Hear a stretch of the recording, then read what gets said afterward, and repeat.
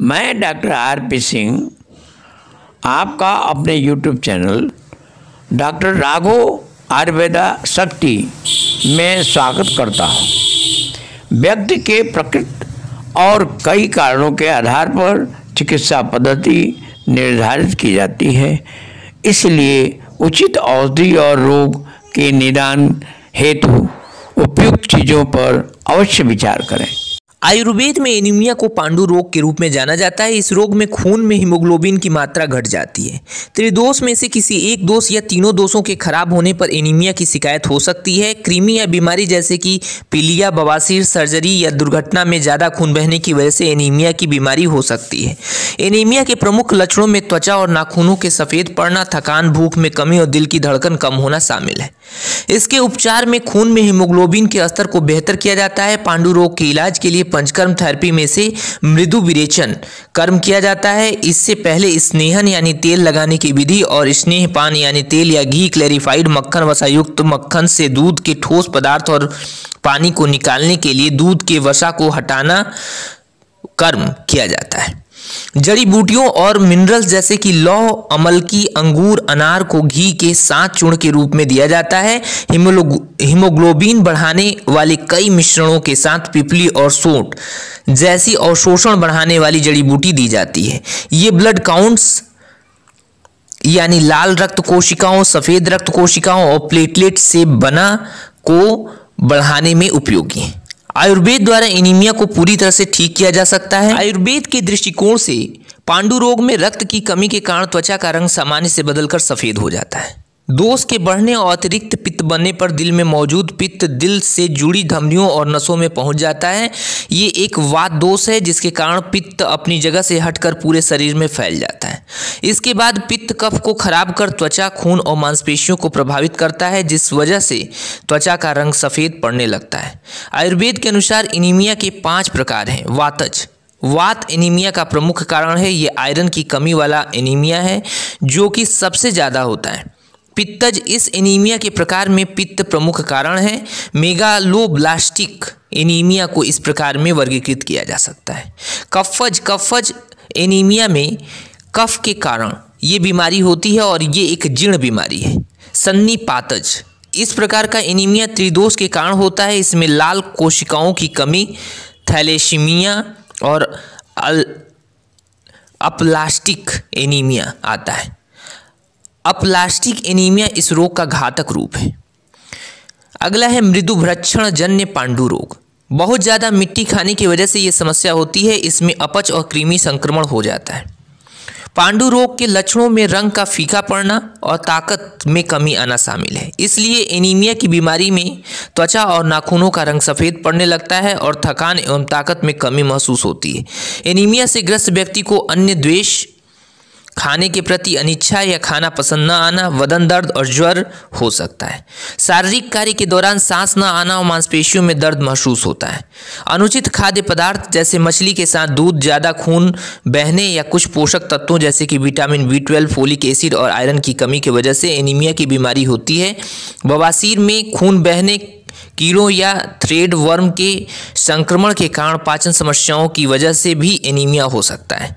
पीलिया या हेमोलिटिक पीलिया भी एनीमिया का रूप ले सकता है। एनीमिया का आसानी से पता लगाया जा सकता है और इसे पूरी तरह से ठीक भी किया जा सकता है। इस रोग के इलाज के लिए कई तरह की जड़ी बूटियाँ उपलब्ध हैं। उपचार द्वारा रोग के कारण बनने वाले दोष को हटाया जाता है। आमलकी, हरितकी, डांडिम युक्त औषधि और लौह जैसे मिनरल हीमेटिनिक प्रभाव देते हैं और खून में हीमोग्लोबिन को बढ़ाते हैं। पांडु रोग में हीमोग्लोबिन का स्तर 12 ग्राम पर डेसीलीटर से नीचे गिर जाता है। अदरक और पिपली शरीर में इन सामग्रियों के अवशोषण को बेहतर करती हैं। इस प्रकार सूक्ष्म पोषक तत्वों के प्रभाव में वृद्धि होती है। विडंग कृमिघन के रूप में कार्य कर एनीमिया को ठीक करने में मदद मिलती है। कई आयुर्वेदिक मिश्रण जैसे कि द्राक्षावलेह, जो कि अंगूर और लौह भस्म आयरन से तैयार पेस्ट होता है, का इस्तेमाल पांडु रोग के लिए किया जाता है। हीमोग्लोबिन का स्तर 6 ग्राम डेसीलीटर से नीचे गिरने पर एनीमिया गंभीर रूप ले सकता है। ऐसे में खून चढ़ाने की सलाह दी जाती है। जीवन शैली तथा आहार में आवश्यक बदलाव एवं पथ्य और अपथ्य का ध्यान रखकर एनीमिया में सुधार लाया जा सकता है। खून की कमी का आयुर्वेदिक इलाज में पहला है स्नेहन। एनीमिया के इलाज में बाहरी और आंतरिक शरीर के अंदर और बाहर रूप से तेल लगाया जाता है। बाहरी स्नेहन में गुनगुने तेल से पूरे शरीर की मालिश की जाती है। एनीमिया के कारण त्वचा शुष्क हो जाती है और त्वचा में चिकनाहट लाने के लिए स्नेहन किया जाता है। स्नेहन की प्रक्रिया के दौरान 15 से 35 के लिए शरीर की मालिश की जाती है। एनीमिया की स्थिति में खराब हुए दोष को साफ करने के लिए आमतौर पर औषधीय तेल जैसे कि नारायण तेल और क्षीरबाला तेल का इस्तेमाल किया जाता है। स्नेहन द्वारा शरीर में रक्त प्रवाह को बेहतर किया जाता है। स्नेहन पान में विरेचन कर्म से पहले व्यक्ति को तेल पिलाया जाता है। इस इलाज में घृत से त्वचा को अंदर से चिकना किया जाता है। एनीमिया के इलाज में आंतरिक स्नेहन के लिए पथ्य घृत का इस्तेमाल किया जाता है। अगला है विरेचन। एनीमिया में व्यक्ति पहले से ही कमजोर हो जाता है, इसलिए शरीर को पोषण देने और खराब दोष को हटाने के लिए मृदु विरेचन कर्म की सलाह दी जाती है। विरेचन कर्म में शरीर की सफाई के लिए लौंग, अदरक, काली मिर्च जैसी विभिन्न जड़ी बूटियों से बना अविपत्तिकर चूर्ण दिया जाता है। इससे पेट से सारे विषाक्त पदार्थ बाहर निकल जाते हैं। एनीमिया के इलाज में विरेचन के लिए शुष्क द्राक्ष क्वाथ का इस्तेमाल किया जाता है। ये शोधन यानी शरीर की सफाई करता है। अगला है वमन। वमन कर्म तब किया जाता है जब मरीज उसे सहने की ताकत रखता हो। कमजोर व्यक्ति पर वमन कर्म नहीं किया जाना चाहिए। ये खराब हुए दोष को हटाने में मदद करता है। शोधन चिकित्सा के एक हिस्से के तौर पर वमन कर्म किया जाता है। इसमें नमी, तीखी गुण वाली जड़ी बूटियों का इस्तेमाल किया जाता है। एनीमिया की आयुर्वेदिक दवा, जड़ी बूटी और औषधि में पहला है अमलकी। खट्टे स्वाद वाला अमलकी फल कई रोगों के इलाज में उपयोगी है। ये खास तौर पर पित्त प्रधान रोगों के लिए इस्तेमाल किया जाता है। अमलकी यानी आंवला में विटामिन सी प्रचुर मात्रा में होता है और परिसंचरण तंत्र से संबंधित विकारों का इलाज करने में मदद करता है। एनीमिया की स्थिति में अमलकी खून बढ़ाने में मदद करता है और लाल रक्त कोशिकाओं की संख्या को बढ़ाता है। रोज सुबह गर्म पानी के साथ अमलकी चूर्ण ले सकते हैं। अगला है हरितकी। हरितकी के छिलके का पाउडर एनीमिया के इलाज में इस्तेमाल होता है। हरितकी चूर्ण को गर्म पानी या गुड़ के साथ ले सकते हैं। गर्भवती महिलाओं या पानी की कमी से ग्रस्त व्यक्ति को हरितकी का सेवन नहीं करना चाहिए। त्रिफला चूर्ण में भी सामग्री के तौर पर हरितकी का इस्तेमाल किया जाता है। ये पाचन तंत्र पर कार्य करती है और पोषक तत्वों को ठीक तरह से अवशोषित होने में मदद करती है, जिससे एनीमिया से ग्रस्त लोगों में खून बढ़ता है। अगला है पुनर्वा। इस पूरी जड़ी बूटी और कभी कभी पुनर्वा की छाल का इस्तेमाल एनीमिया के इलाज में किया जाता है। खासतौर पर इसे चूर्ण या क्वाथ के रूप में लिया जाता है। गर्भिणी पांडु में इस जड़ी बूटी को लेने की सलाह दी जाती है। पुनर्वा में पित्त कफ शामक गुण होते हैं और ये बात चिकित्सीय तौर पर भी साबित हो चुकी है। ये गर्भवती महिलाओं के पाचन को ठीक करती है और आयरन के अवशोषण एवं खून बनने में मदद करती है। इसमें हल्के रेचक प्रभाव भी होते हैं, जिसके कारण ये पाचन की क्रिया में सुधार लाने में भी मदद करती है। अगला है पिपली। एनीमिया के इलाज में पिपली फल का इस्तेमाल किया जाता है। इसे चूर्ण के रूप में शहद या गर्म पानी के साथ एनीमिया के लक्षणों से राहत पाने के लिए इस्तेमाल किया जाता है। पिपली प्राकृतिक वायुनाशी और पाचक हैं। ये जरूरी पोषक तत्वों के अवशोषण में मदद करती हैं। इस गुण के कारण पिपली आयरन और शरीर में मौजूद अन्य जरूरी विटामिन के प्रभाव को बढ़ाती है। कई यौगिक मिश्रणों में एनीमिया में आयरन की कमी को ठीक करने के लिए इसका इस्तेमाल किया जाता है। एनीमिया के लिए आयुर्वेदिक औषधियाँ। डांडिम, मर्दी, घृत। घी में डांडिम, पिपली, अदरक और धनिये को मिलाकर इस मिश्रण को तैयार किया जाता है। डांडिम में पित्तनाशामक गुण होते हैं। डांडिम में हिमेटिनिक यानी हीमोग्लोबिन बढ़ाने वाले तत्व भी होते हैं। धनिया पाचन में सुधार करता है और भूख को भी बढ़ाता है। पिपली शरीर में आयरन और अन्य सूक्ष्म पोषक तत्वों के अवशोषण को बढ़ाती है। सुंठी यानी अदरक भी पाचन को सुधारता है।